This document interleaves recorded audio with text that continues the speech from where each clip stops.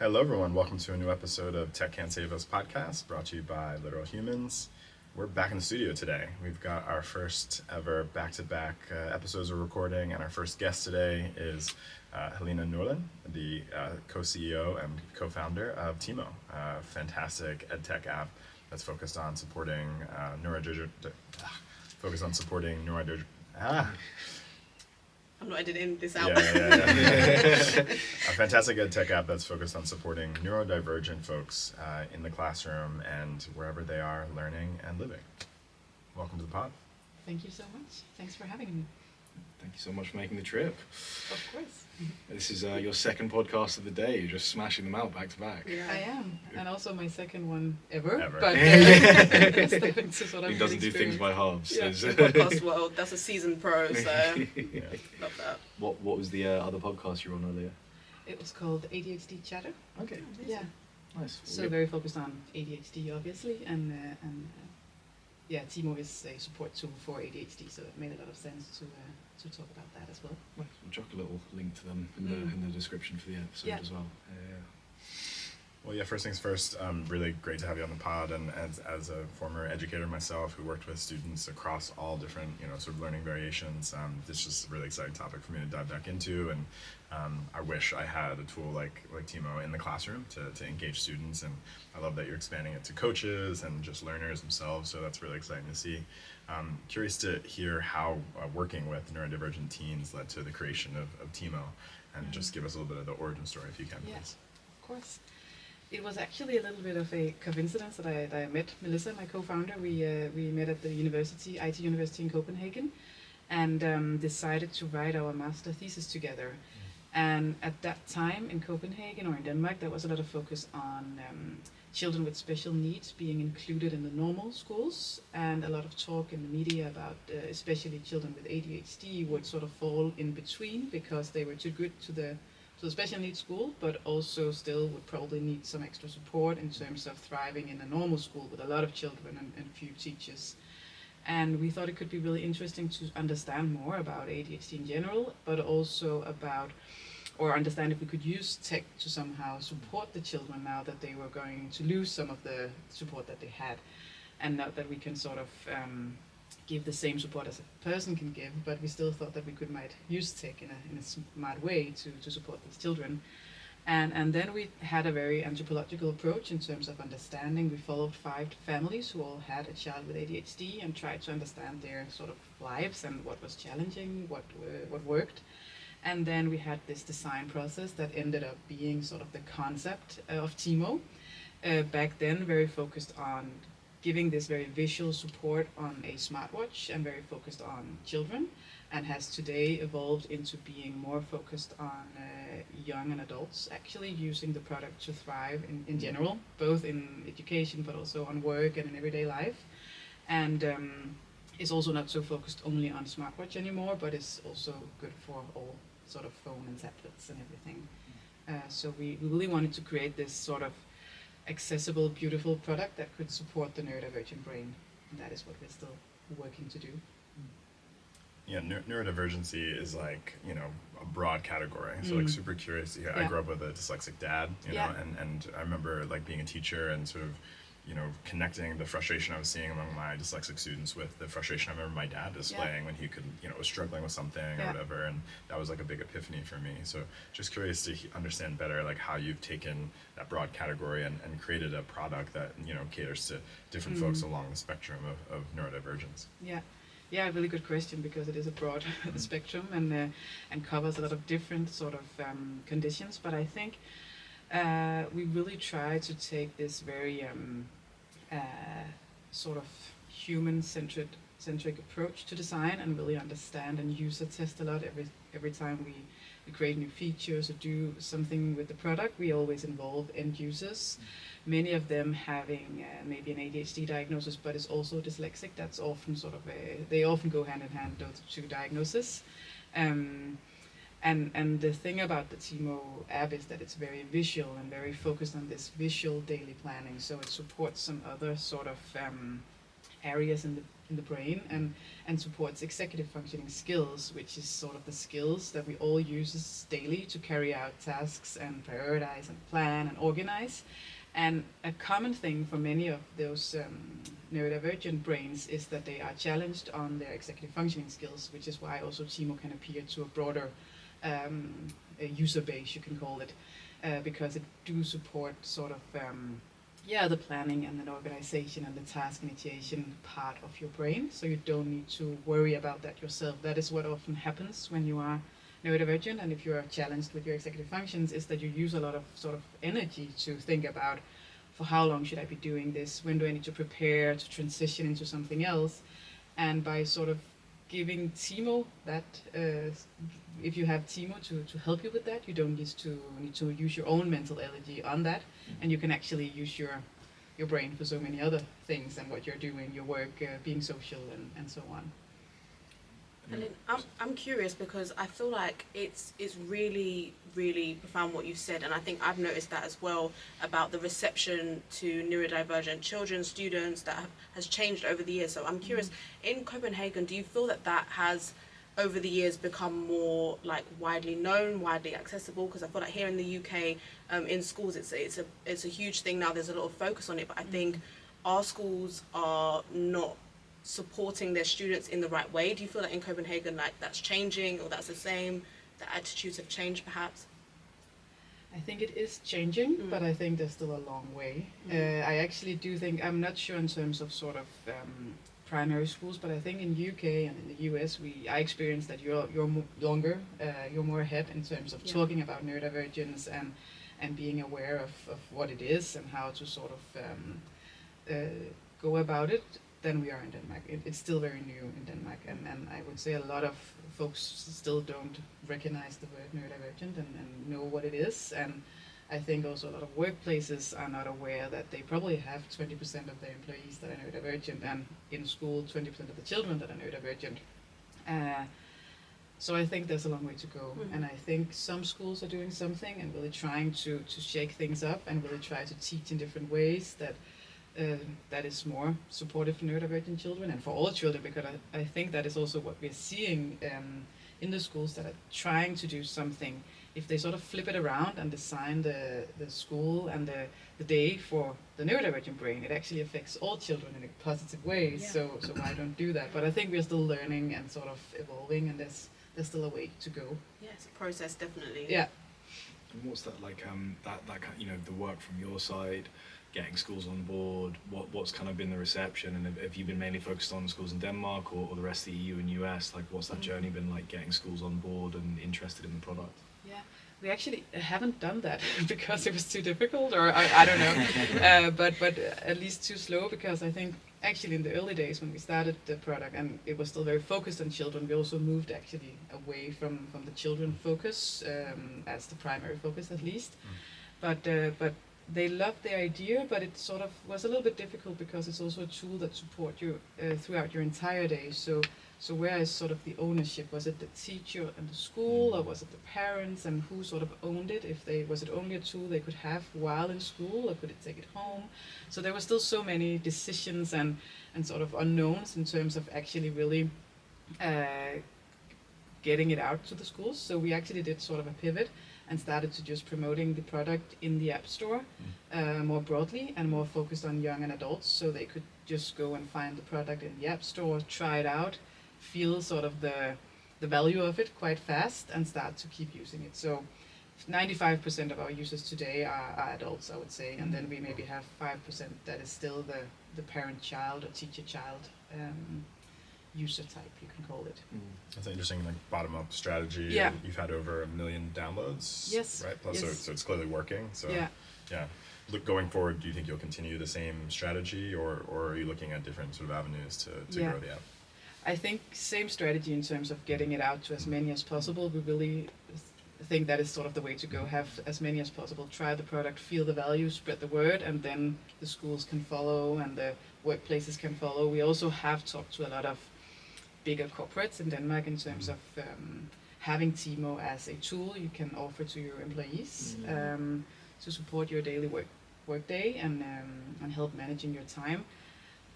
but still it's very early, and I think it's there's a little way to go in terms of having neurodivergence as part of your sort of D&I strategy in the bigger companies. I see we are moving towards that, but it's they were not quite ready yet was my impression.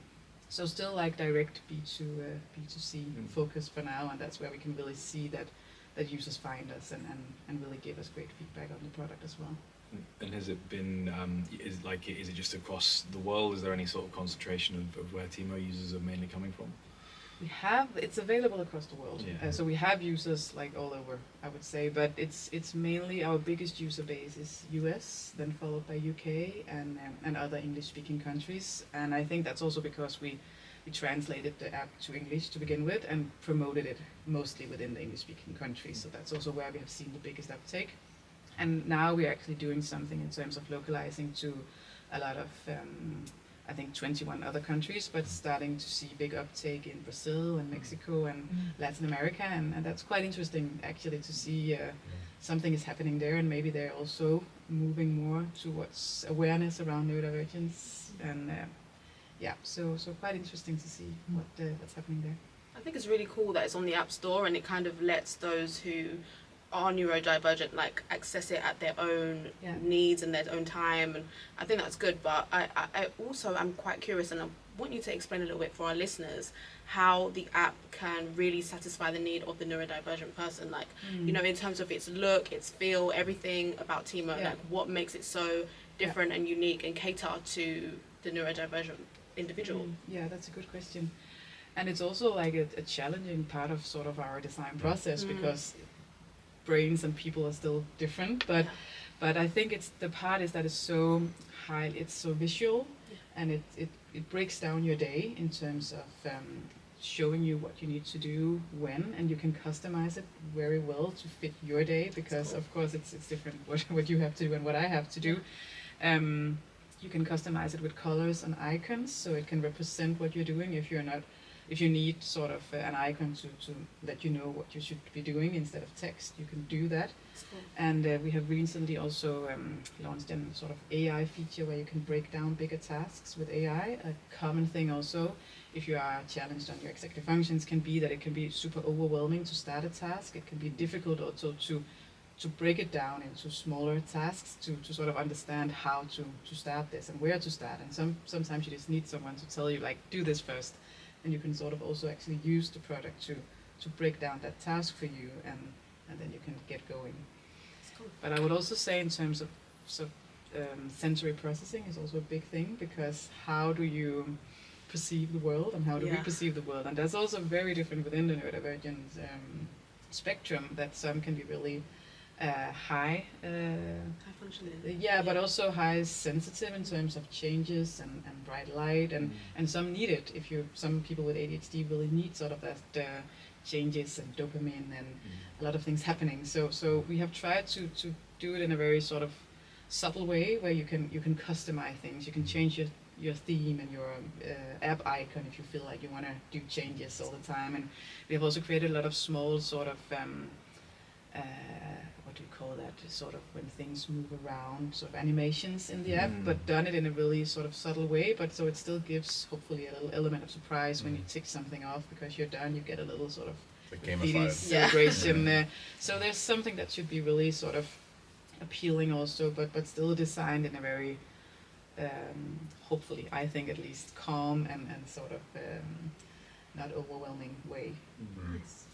One of my big themes for this year is discipline and like habit formation. It strikes me that a lot of Tiimo is about that, like kind of helping people build disciplines and you know, create habits and patterns that kind of help them navigate the world. So just curious if you have any, you know, success stories from the over 1 million, you know, people who have downloaded the app about, you know, they've done an amazing job developing a habit or a discipline that's really helped them change their life. Yes, good question. I think we're lucky that we have such great feedback from some of our users actually saying that it's life-changing, some of them. And I think it's because it can maybe be hard for people to understand if you don't struggle with sort of understanding time and you don't have issues with that, to understand how big an impact it can actually have also in a negative way if you use too much energy on it. But I have a user reporting back that they could travel for the first time ever because they didn't they put everything into Tiimo where they were supposed to go, put an icon, so they sort of like was not surprised about how it would look when they got there, and just wanted to share that story to tell that now they have actually traveled for the first time in their life. Where did they, like, was it the first international travel? Yeah, exactly. Wow.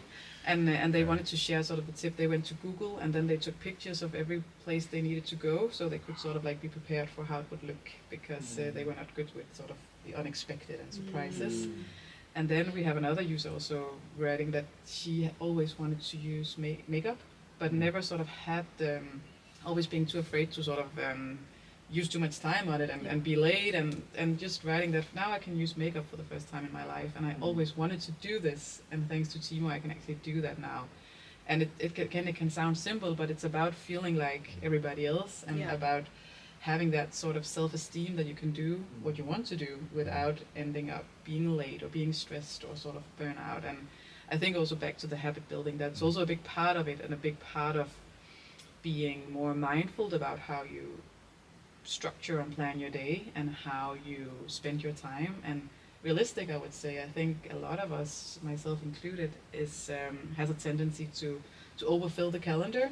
Don't plan any breaks, don't plan time for transitions, sort of like, let's just do this, and then at the end of the day we end up feeling like we didn't manage half of what we set out to do, and that feels quite stressful. So I think also that's what we try to build into the product, to be more aware about how to actually create a good schedule and a good day that works well for you and your mental sort of energy.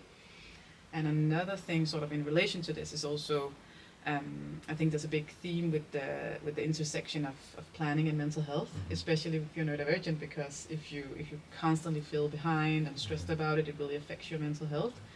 And we're soon launching sort of an extra layer to the product that's more about community and learn, so about understanding more about how to build habit and how to create a good day, for example, or get a coach to help you sort of understand more about yourself, and be able to sort of apply that, and then you can use Tiimo as sort of the planning tool to anchor that into your daily life going forward. So we have a beta launch of that very soon. It's exciting. That's very cool. And have you seen any positive results in terms of, like, you know, we were speaking about this before in prep for this pod, like, you know, it seems like there's a real mental health crisis in you know, amongst anyone under the age of really 21, but obviously that's especially harder when you are neurodivergent and you're in a system that isn't built for you. You know, are you seeing any positive signs from, you know, what Tiimo can offer, that it does actually make life easier for those kids, and, you know, the rough situation where they're in a education system built for one size fits all, and, you know, it just doesn't work for them. Yeah, I think definitely we're starting up some more like research studies, but for now it's been a lot of great feedback about these sort of success stories, and about many of our users being able to sort of thrive in everyday life. I think it's not only about being productive, it's so much more than that. It's about actually thriving and feeling that you're succeeding, and feeling that you can do what everybody else also can do. You're not sort of left behind because the society is not made for your brain. That's also sort of our vision in terms of what we want to do, like more than just creating this app. We want to like level the playing field for neurodivergent people, and also by talking more about neurodiversity and create some awareness around that and how it can look, because there's still this, I think for many, idea that it's just that boy in school that could never sit still, and that is what ADHD look like, but it can be so many other things, and we see so many people getting a late diagnosis. My co-founder included, Melissa got an ADHD diagnosis 2 years back, and a dyslexic diagnosis as well, because we work with Tiimo, and because she got more knowledge and understanding about what it actually was, suddenly realized that she was actually neurodivergent herself. And I think that happens to so many people right now, and that it's really good, because then it gives all the younger children some, what can you call it, role models, or some other sort of types of people with ADHD than just the more negative stories around it, I would say.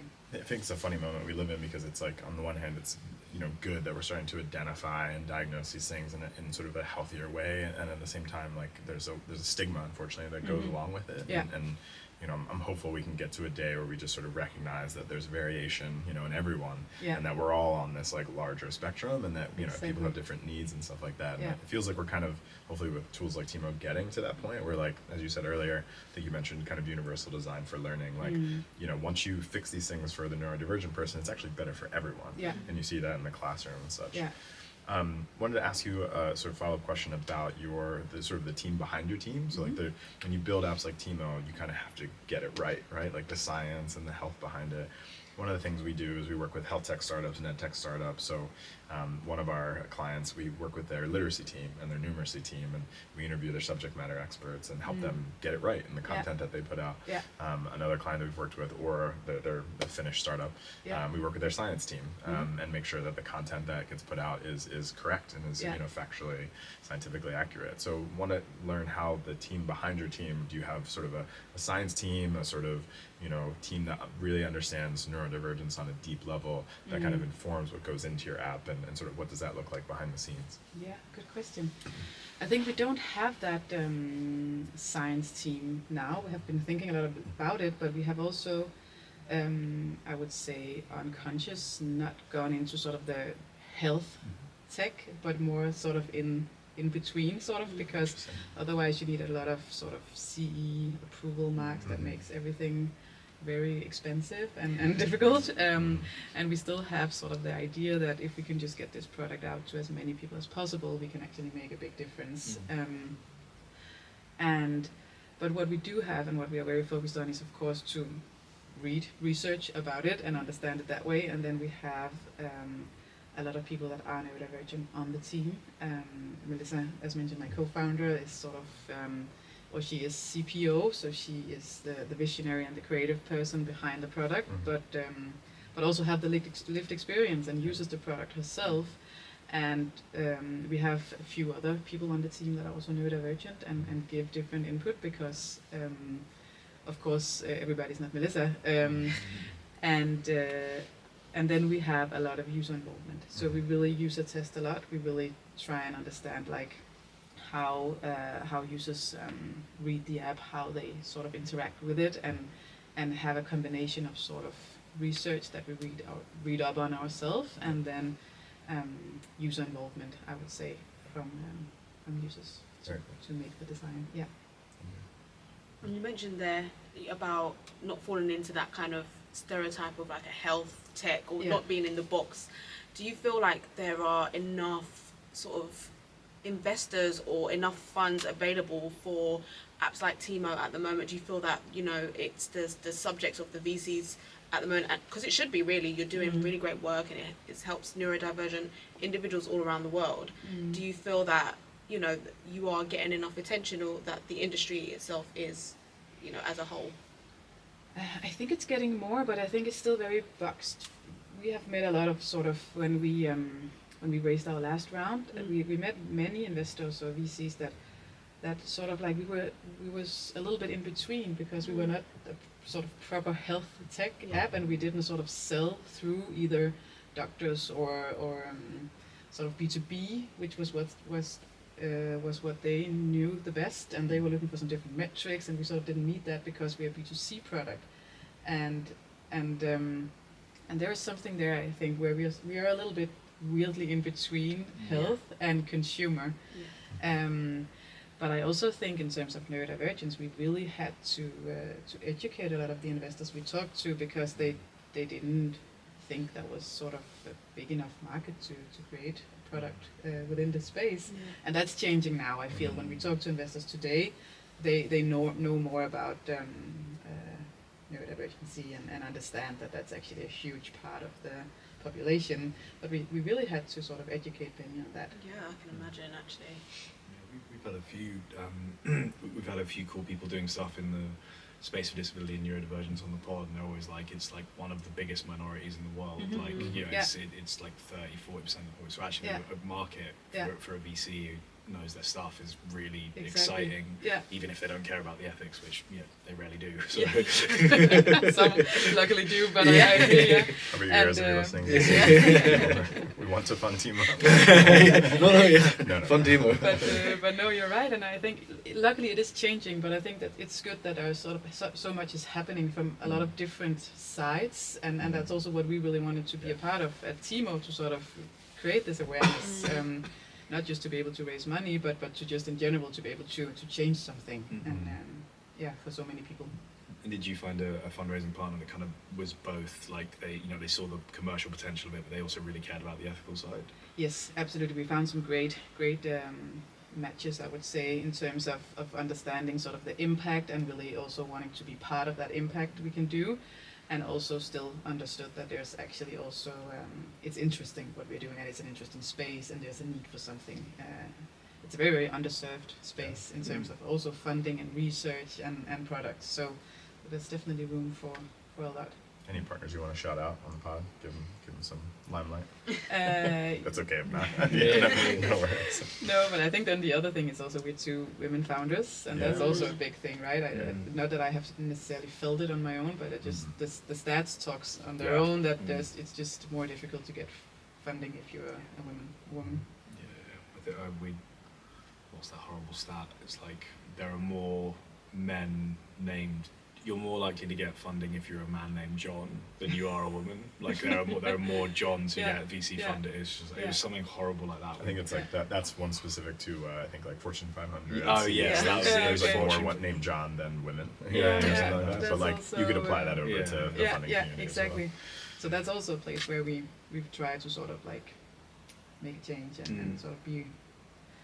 I don't want to say role model, but sort of show that it can be done, and then sort of like we need to also move something in that area. To the earlier point about like gaps in the market, I mean, I think that's why we're seeing some of the most powerful products come from women and folks of color and sort of underrepresented, under-resourced founders. Because they really get and understand and have lived the challenges that they're trying to meet, which is really powerful. So that's we try to highlight those folks on this pod, and that's who we like to work with as well. So.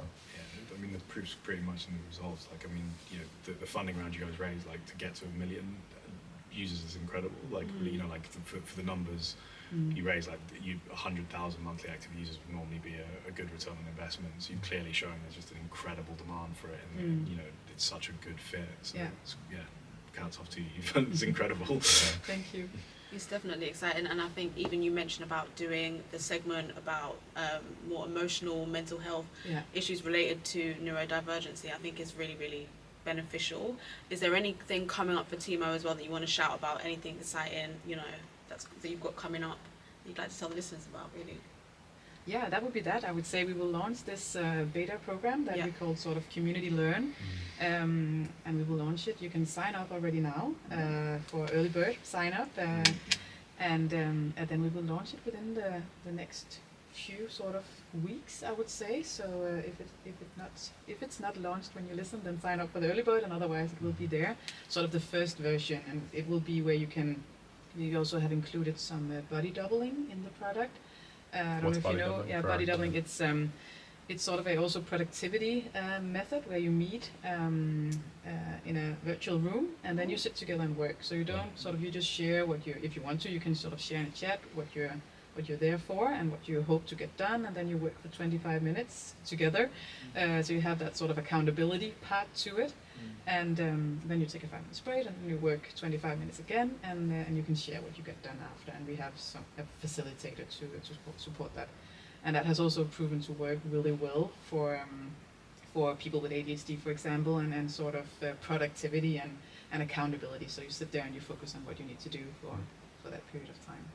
Curious too about your pivot to coaches as well. Like, I see you're starting to showcase a coach of the month, and then you also have Tiimo for coaches, and I know that's one thing in our co-founder relationship that we've gotten a lot out of is having executive coach is really kind of like a couples therapist, but also like we have individual coaches. We provide the team with coaches if they elect to have one through a program called More Happy. So just curious about what your sense of the role of coaches is in the Tiimo journey and just working with the neurodivergent community.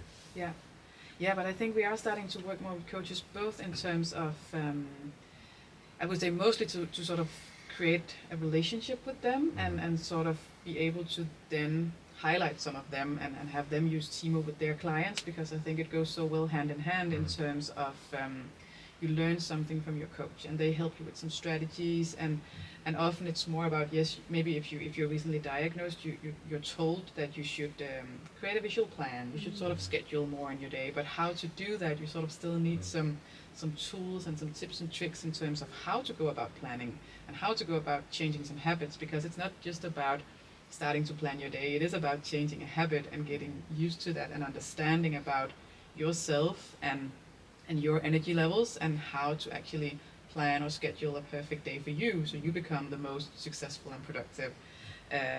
And I think that coaches can really help with that, and that's also something we will make in our sort of the Learn Communities module.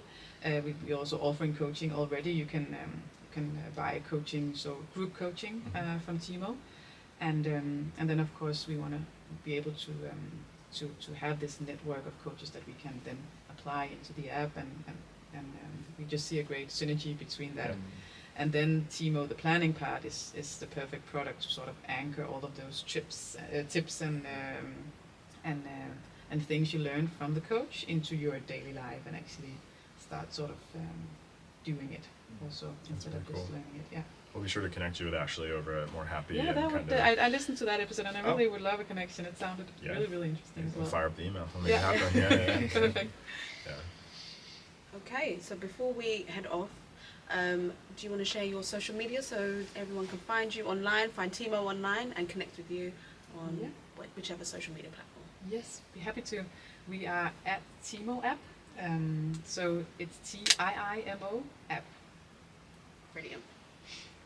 Okay. Just a thank you for Helen from Tiimo for all the great work that you're doing to kind of, as the tagline goes, build an equitable world for all kinds of brains. I think that's an incredible mission and sort of tagline for the work that you're doing. So thank you for that, first of all. And we're really excited to support you on your growth journey with Tiimo and put the word out there about the good work that you're doing. So thanks for joining us. Thank you so much for having me. Yeah. It's really a pleasure. Just have you on the pod. Totally.